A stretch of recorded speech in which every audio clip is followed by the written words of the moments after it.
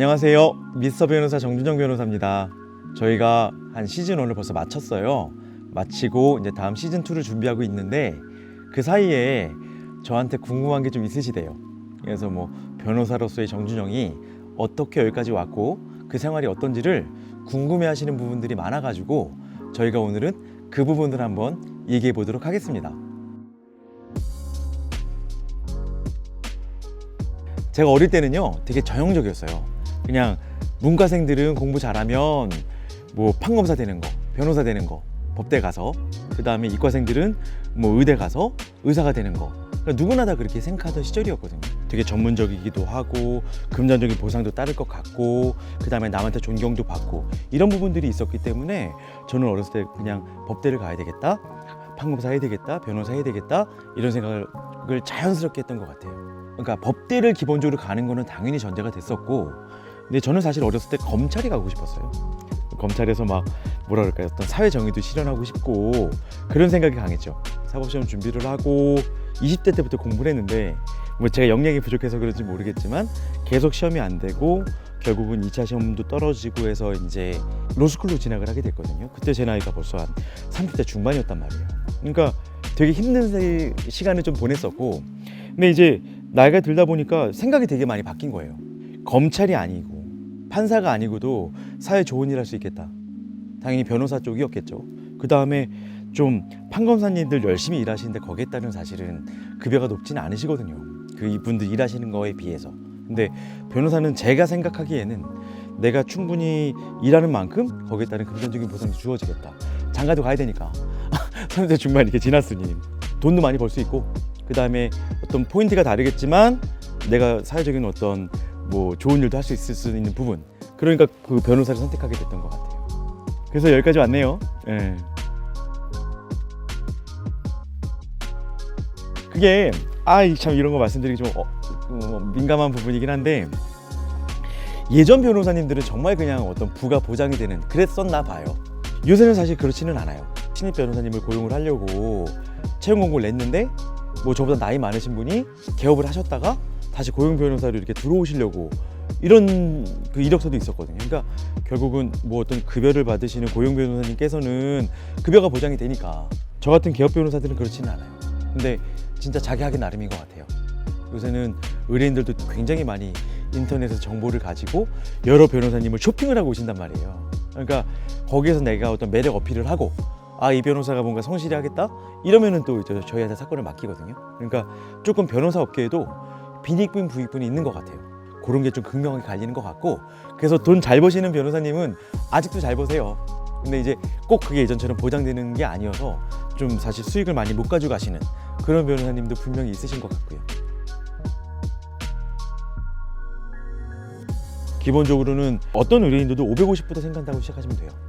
그러니까 550을 기준으로 잡아서 좀 되게 간단한 사건이야, 너무나 뻔한 사건이야 이러면 440, 330까지 내려가기도 하고, 이 단위가 커, 그 사건이 복잡해, 그럼 1000, 2000, 얼마 전에 제가 형사사건 맡은 거는 1억 이렇게도 시작을 하니까 그거는 사건마다 좀 다른데, 어쨌든 웬만한 기본적인 사건은 550에서 플러스 마이너스가 된다라고 생각하시면 될 거예요. 수익률은 그렇게 되죠. 그리고 착수금을 말씀을 드린 거고요. 그 변호사는 기본적으로 착수금 말고 성공보수가 있어요. 그래서 원래는 형사고 민사고 다 성공보수가 있었는데, 그게 이제 한 몇 년 전에 판결로 형사소송의 성공보수가 무효라고 이렇게 된 판결이 있어가지고 현행 판례하에서는 그 형사의 성공보수는 약간 무효이고, 그래서 그 약정은 조금 민감한 부분인 것 같고요. 민사는 거의 다 성공보수가 있어요. 네, 그래서 그런 거 정도는 감안하셔야 될 것 같아요. 그러니까 민사는 기본적으로 우리가 성공하는 금액의 몇 프로 이런 식으로 약정이 되는 게 좀 많죠. 변호사비의 어떤 구조는 착수금과 성공보수 그 정도 있다고 보시면 되겠죠.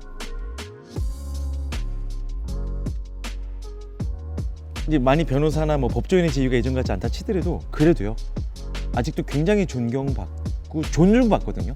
존경까지는 모르겠다, 존중은 받는 것 같아요. 그 다음에 변호사가 주는 신뢰감이 있어요. 상대방이 변호사니까 아주 사기는 안 치겠지, 법적인 근거가 있겠지, 얘기를 했을 때 어떤 약간의 우위를 점할 수 있는 그런 부분이 좀 있는 것 같고요.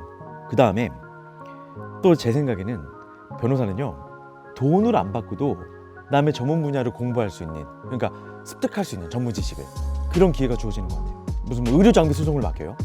그러면 이제 저한테 제가 재판을 잘해야 되니까 막 설명을 해주실 거 아니에요. 그게 사실은 어디 가서도 이렇게 쉽게 얻을 수 있는 부분이 아니에요. 무슨 블로그나 무슨 뭐 유튜브나 봐서는 알 수 있는 내용들이 아닌데 이게 전문 지식이거든요. 근데 그걸 막 설명을 해줘. 나한테 돈도 안 주고, 심지어는 나한테 돈을 주고. 그런 장점이 있어요. 변호사가 되면 나중에 어떤 여러분이 사회에서 차근차근 밟아 올라가는 그런 지위들이 약간 몇 단계 점프가 되는 그런 건 분명히 있습니다. 요새 정치하시는 분들이나 어떤 회사에 감사로 가시는 분들, 변호사님들 되게 많으시잖아요. 변호인 어떤 경력으로 지원이 가능하고 선임이 되고 뭐 선출이 되고 이런 것들은 변호사의 힘이 아닌가. 물론 뭐 변호사 일을 하면서 계속 전문적인 어떤 지식을 쌓으니까 그 자리 가셨겠죠. 근데 분명히 변호사의 어떤 자격증은 그런 장점은 있는 것 같아요.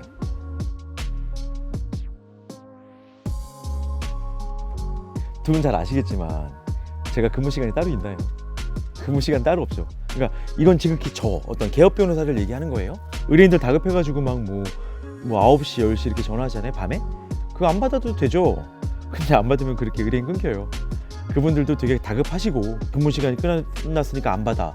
그러면은 그분들의 어떤 급함을 제가 해결하지 못하는 그런 마이너스도 있고, 의뢰인들의 어떤 그런 제가 니즈를 제가 해결하지 못하면 결국 의뢰인 끊기겠죠. 저같이 서초동에 개업하는 변호사들은 누가 그렇게 알고 오겠어요. 전부 다 아름아름. 이 변호사가 잘해줘. 소송 결과 좋아. 열심히 해. 이렇게 소개받고 온단 말이에요. 근데 했더니 막 저 업무 시간 끝났습니다. 전화 안 받습니다. 이러면 사실 많이 계속 개업 변호사 생활하는 데는 어려움이 있을 거요. 그래서 어떤 근무 시간 이런 게 따로 없고 제 시간이 진짜 없어요. 그래서 그런 부분들은 가장 큰 문제점인 것 같아요. 그래서 소위 말하는 워라벨, 이거랑은 저랑은 거리 멀겠죠. 그게 가장 크고, 그 다음에 모든 어떤 사업자 등록증을 내고 사업을 하시는 분들은 마찬가지겠지만 수익이 안전치 않으니까. 이번 달에 돈을 되게 많이 벌었어요. 그렇다고 다음 달 편할 것 같아요? 아니요. 다음 달에 또 새로운 수임을 걱정하고 또 새로운 수금을 걱정하고 이렇단 말이죠. 저 여러분 그때 보여드리지 않았나? 막 제가 휴대용 단말기 들고 다니는 거, 카드 긁는 거. 저 그런 것도 있단 말이에요. 그거 목에 들고 다녀요 막. 그만큼 수금 잘 안 되니까 저 막 의뢰인들 가가지고 막 제가 직접 가서 사무실 가서 카드 긁고 오고 막 그래요. 네, 그런 경우도 있죠. 네, 그런 부분들이 제가 생각하는 가장 어려운 부분. 좀 궁금한 게 좀 도움이 되셨나요? 변호사라고 하면 이런 것들을 많이 물어보시는 것 같아서 저희가 오늘 그 부분에 대해서 답변을 좀 드린 것 같고요. 제가 다음에는요 좀 다른 부분에 대해서 또 말씀을 좀 드릴게요. 오늘은 여기까지만 말씀드릴게요. 여러분 안녕.